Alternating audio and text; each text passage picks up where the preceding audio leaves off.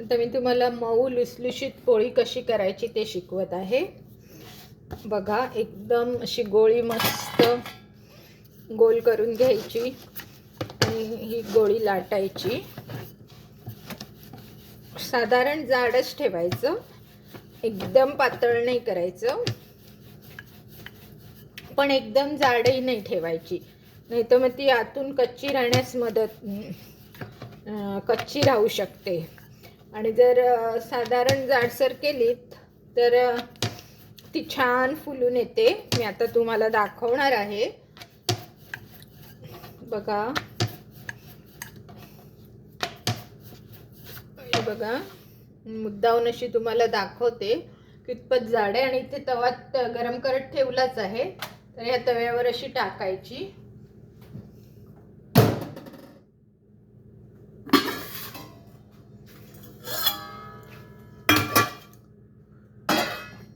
आणि एका साईडने तिला चांगलं थोडंसं भाजून घ्यायचं, तोपर्यंत ही दुसरी पण लाटून घेतली तरी चालते।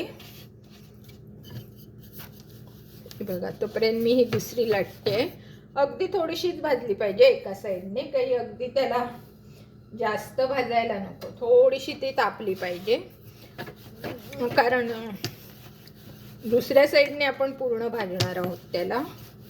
आता ती झाली आहे आणि आता मी दुसऱ्या साईडला ठेवते। दुसऱ्या साईडला त्याला पूर्ण भाजायची आहे, तोपर्यंत मी ही दुसरी लाटून घेते, म्हणजे कसं व्यवस्थित सगळं होईल।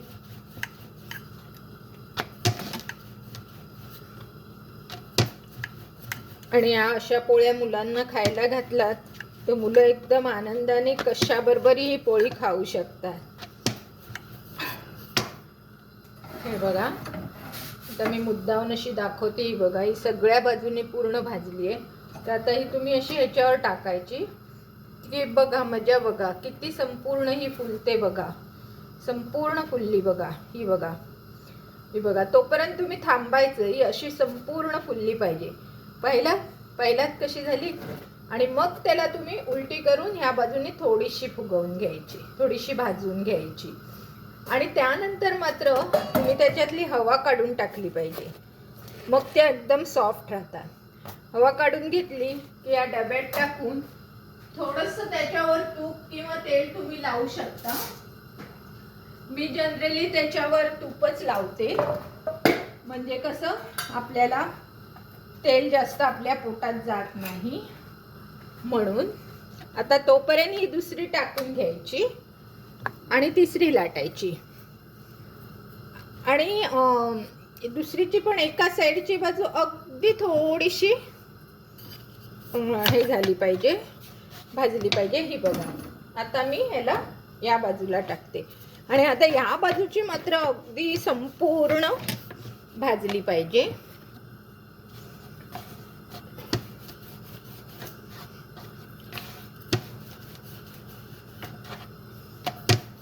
तोपर्यंत आपली ही पोळी पण लाटून होते, म्हणजे असा आपला वेळ काही फुकट जात नाही।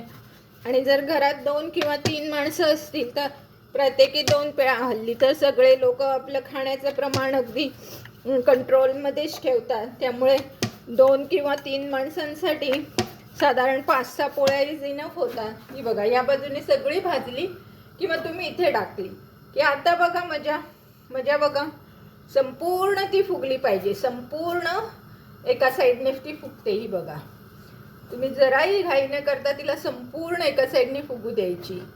आता तिला काढून जर अशी इथे तापवायची, म्हणजे इथूनही ती फुलली पाहिजे। आणि मग तिला काढून मात्र त्याच्यातली हवा मात्र काढून टाकायची।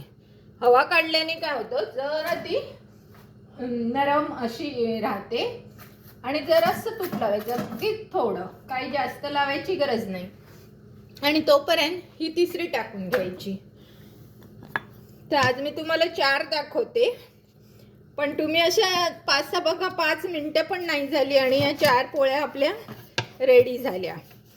तर अशा प्रकारे तुम्ही करू शकता छानपैकी। आता ही बघा, ही मी आता लाटायला घेतली, त्याला याला जरासंच हे दिलं आणि ही दुसऱ्या बाजूला चांगली करायला ठेवली, तोपर्यंत ही लाटून होते।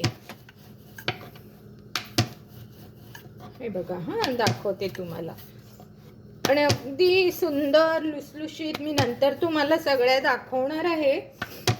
एक एक घडी करून दाखवणार आहे, जसे आपण पुरणपोळीच्या घड्या करतो ना तशी घडी. आहे बघा, ही झाली संपूर्ण.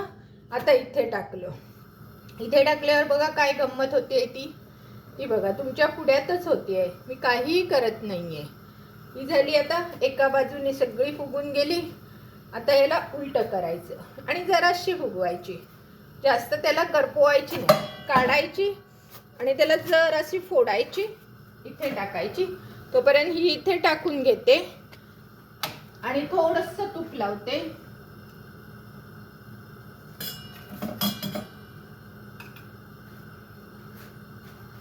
आणि तोपर्यंत ही झालेली आहे. तर मी आणि ह्याला तवा गरम असल्यामुळे मी लगेच इथे टाकते.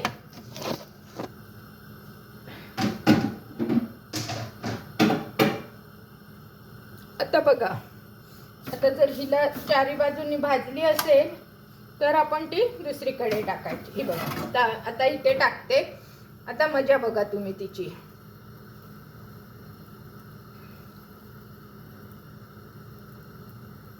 ही बघा आता कशी फुलते आहे बघा.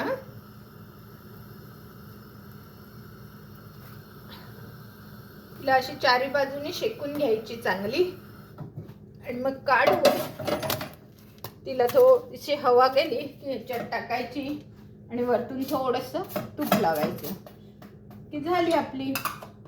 आणि किती 2 मिनिटात माझ्या 4-5 पुऱ्या लाटून झाल्या ते बघायला. तर तुम्हाला माझा हा व्हिडिओ आवडल्यास लाईक, शेअर आणि सबस्क्राईब करायला विसरू नका. धन्यवाद.